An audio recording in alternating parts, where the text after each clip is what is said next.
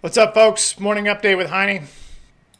Overnight, about a 33-cent range. Not too significant. Not a whole lot of news over the weekend. Most people were too busy gambling on March Madness, so we didn't have a lot of hype of the doomers and gloomers. Bullish tendencies, at least on my feed. Everyone's really pretty convinced that this is going to go higher. 95 to 4,500 would be my first upside target. Here's your hourly. Here's your R1 is coincidentally at 44.99. I'd watch that. And then 44.25 is my next volume node up here. So if we're going up, that would be probably the major resistance I would look at. Again, we will see today an opening above yesterday's or Friday's high of 65, 75, 66. I would be fairly bullish if we opened up above there. Actually, 44 or 54 was pretty much your POC on Friday at the end of the day. There was a lot of volume that traded there. So opening above that would also be bullish. We are currently below that.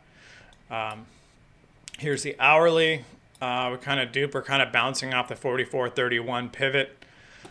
Downside, I am looking at 44.05 yesterday or Friday was a big level. We spent a lot of time there. So that would be my first downside level. Next downside level would be 73 to 70. And then 53, 54, of course, is the pivot.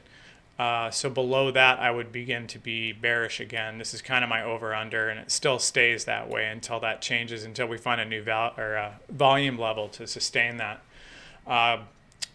What else? Wheat is higher today. It's up about 34, 35 cents right now. Beans up 20. Meal's up 7. So China's importing. Obviously, Russia has an influence on this. People are starting to figure out that Ukraine's basically the wheat basket of the world, but more or less Europe and Africa.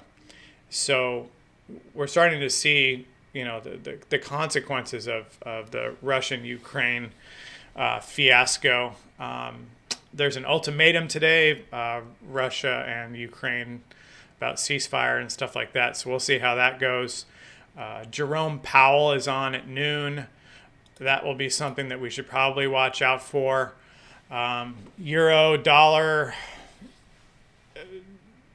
not exactly bullish, but not exactly bearish. We're still above 110. 108 really is my level I'm looking for. So keep an eye on this. If the euro starts to rally, that would probably give credence to an ES rally. If this starts to go down, U.S. dollar starts to go up. That puts pressure on equities traditionally. So we'll see how that goes. But again, it's negligent right now. There hasn't been a move up or down. So yeah, keep an eye on crude oil, which is higher today, $5 or $6. ES is down 5. What Dow's down, almost nearly 100. So to rally, I really need Dow to get green. Nasdaq's down again too. So these are the levels, quick something to I'm looking at. Look at that, wheat's not giving up here. Here's our 3-minute kind of a blah blah blah. So we kind of pop. Now we're dropping. VBAP 44.47. Anyway, so that's about it, folks. Upside targets, again, 95.5, 4,500, and then 45.25 is really the key high I'm looking at. And then downside, 44.05 and 33.70. Those are kind of the important things in what I'm looking at. Again, Powell's on at noon. I don't know what he's going to say. I don't know if it's of any importance.